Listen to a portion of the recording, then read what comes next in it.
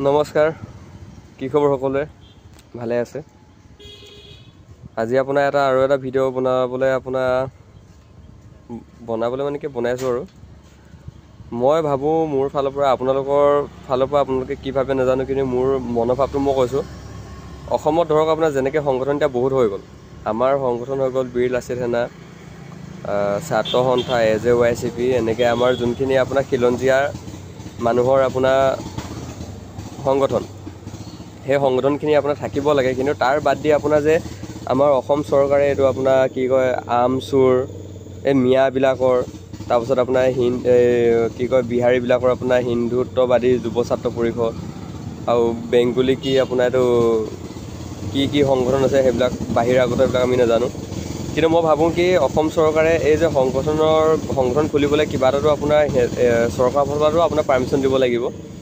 তো সেই পাৰ্মিশ্যনখিনি মই ভাবোঁ কি অসম চৰকাৰে কেঞ্চেল কৰিব লাগে আৰু সংগঠনবিলাক ভাঙিব লাগে আৰু সেইবিলাক সংগঠন নোহোৱা কৰিব লাগে, বহিৰাগত যিবিলাক মানুহ, মই ভাবোঁ। আৰু আমাৰ অসমৰ ৰাইজে কি ভাবে মই নাজানো, আৰু আপোনালোকে কি ভাবে সেইটো আপোনালোকে কমেণ্ট কৰিব।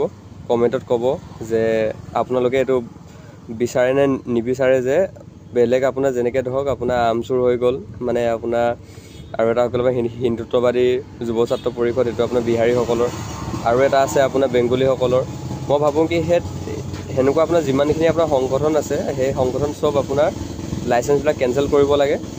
আৰু ভৱিষ্যতলৈ আমাৰ খিলঞ্জীয়া মানুহৰ আপোনাৰ সুৰক্ষাৰ কাৰণে আৰু অস্তিত্ব বচাই ৰাখিবৰ কাৰণে সেইবিলাক যেনেকুৱা যিমান ধৰণৰ সংগঠন আছে সেইবিলাক চব আপোনাৰ কেঞ্চেল কৰিব লাগে। আৰু আমাৰ যিবিলাক আগৰ পৰা আছে, আমাৰ অসম জাতীয়তাবাদী যুৱ ছাত্ৰ পৰিষদ, এইখিনি আমাৰ অসমৰ হয়।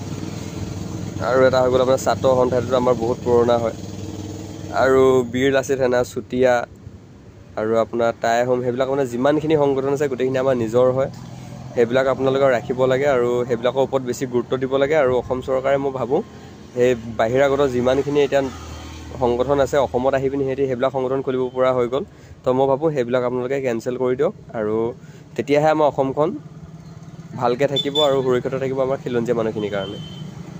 নহ'লে ভৱিষ্যতলৈ আপোনাৰ আমাৰ খিলঞ্জীয়া মানুহখিনিৰ কাৰণে বহুত অসুবিধা হ'ব।